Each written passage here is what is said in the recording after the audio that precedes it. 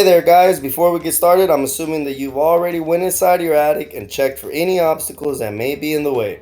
By obstacles, I mean any framing studs, AC ducts, water lines, pipes that may be from where you actually want your 14-inch sun tunnel to be installed. In this video, we are showing you the roofing part only.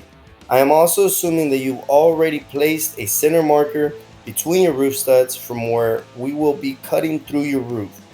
I will also be showing you a few secret dimensions guaranteed to save you time and make this as effortless as possible. With all that being said, let's go ahead and get started on this easy do-it-yourself 14-inch sun tunnel install. Step 1, what I'm doing here is I'm using a chalk to trace out the 3/4 of a circle with an 11-inch radius from the center mark. It's difficult to see, but I used a screw from the attic. I screwed through the roof into the center of the studs. This is what I'm using as my center mark. Step 2. Use your hook blade to cut out the shingles of your 3/4 circle mark.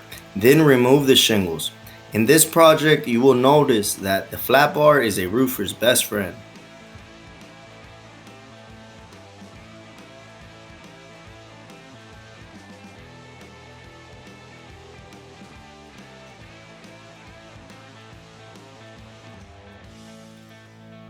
Once you reach the 5th row, this is where you want to stop. Do not cut through it.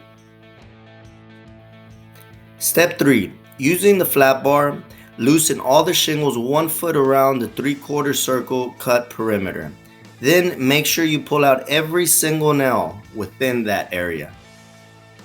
And guys, I know that you are super awesome, but still, I want you to double check one more time for any missed nails. Trust me, it's just gonna make the next steps a lot easier for you. So please just double check one more time that you got every single nail out.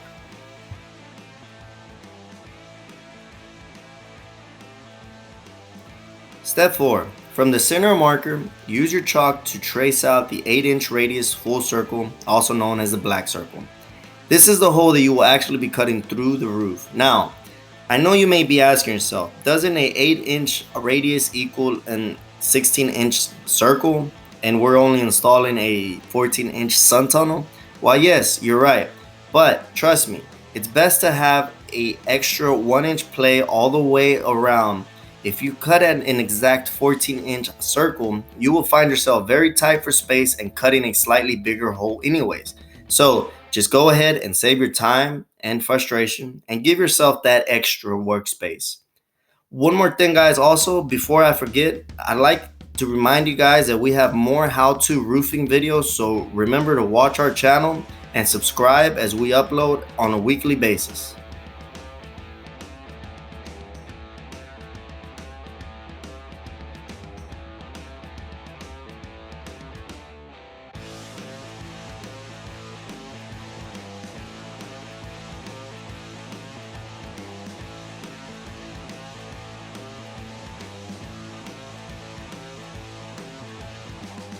So steps number 5, simply begin to cut your full circle.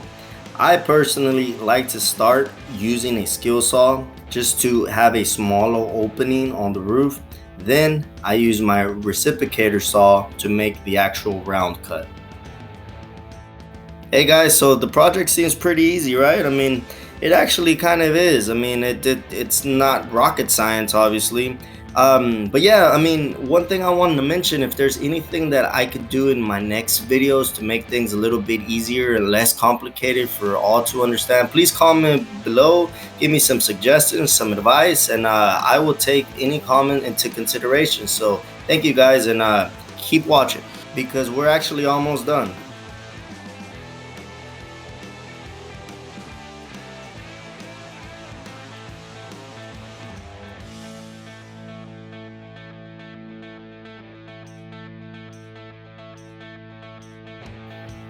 Step number 6. Insert your sun tunnel flashing. On the top of the flashing, you will notice a sticker saying top. This side is the top facing side. Make sure you insert the flashing properly. And if it doesn't slide in easily, or if you feel that it's stopped or it gets stuck somewhere, it's more than likely that you have a nail somewhere. That's why it's very important that you have to pull every single nail out. Once the flashing is in, make sure to center it above your 16-inch hole. Hold off on the nailing part of it because we're not quite ready yet.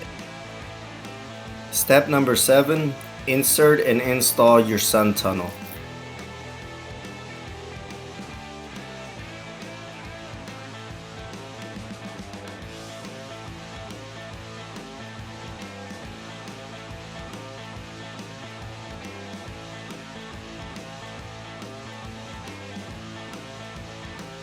Step number 8 and pro tip. This is a very important step. What you see me doing here is I'm installing a starter shingle vertically along the side flashings. What this is doing, it's extending the flashing of the sun tunnel along the sides. If you do it this way, it's more than likely that your flashing will never leak. Do the same thing for both sides. In the next steps, we will be applying a roof seal. But to be honest with you, by doing this, by using your starter, you really don't even need roof seal. But you know what they say, real roofers don't need roof seal. And like I said, I'm teaching you guys how to become real roofers.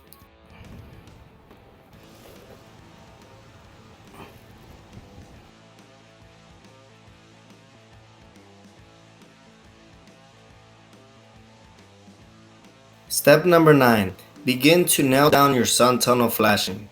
Notice how on the bottom I'm using a 1.5-inch hex head 1/4-inch rubber gasket metal screw, and on the underside of the shingles I'm using regular roofing nails. All my fasteners are all being installed on the prefabricated holes that come with the flashing. This is where you want to install your nails and fasteners. Step number 10. Now that your flashing is all nailed down and screwed in, now you want to begin to install your preferred roof seal. This is really not necessary because we have the starter, but like I said, this is a precautionary measure. Just go ahead and install the seal along the perimeter on the left, the top, and the right side of the flashing. Step number 11. Make sure to reinstall every roofing nail that you pulled out from step number 3. Step number 12 and final. Reapply the seal on all the loose shingles 1 foot around the perimeter of the sun tunnel flashing.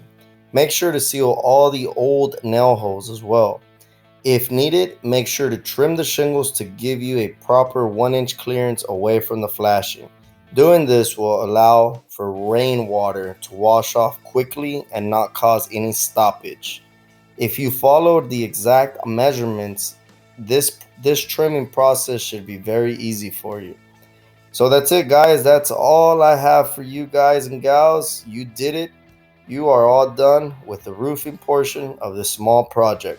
Now go inside and work on your ceiling.